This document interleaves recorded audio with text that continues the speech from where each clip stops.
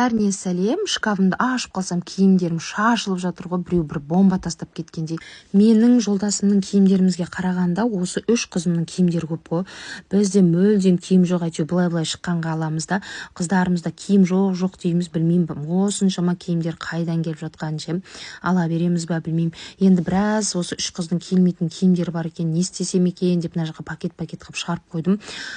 Тастасаң обал, біреуге берейін десең ол киімді ертең ма немесе аяққа тапталып жата ма деп те ойлайсың да. Ең дұрысы өртеп жіберген дұрыс ау, аха, қалай ойлайсыздар?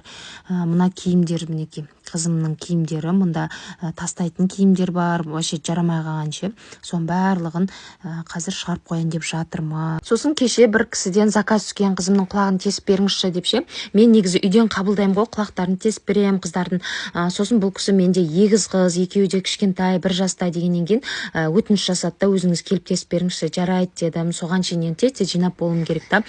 И менен көп оқырмандарым сұрап жатыр да, сіз табысты ақшаны қайдан табасыз, бөлсіңізші деп ше. Енді мен инстаграмнан реклама арқылы, тиктоктан табыс табам, система салам, арасында осылай құлақта тесемін. Неке осылай жұмыс істеп еңбектенгенімнің арқасында осылай ақшаның басын құрап копилкаға салып жүрмін.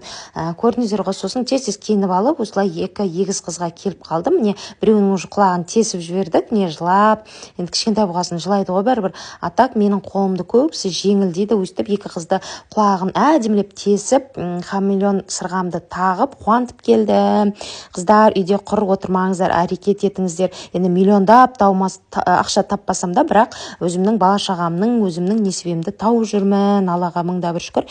Енді тез үйге барып, кешкі ужинды істеуім керек, үлгеруім керек, барлығына, әйел адам әйтеуір барлығына үлгеріп жүреді ғой. Бізде кешкі ужинға осындай маш көже істедім, салатпен тез ұрып жеп алдық. Бала шағамыз барлығымыз сабақтан, мектептен, садиктен келіп жатыр ғой.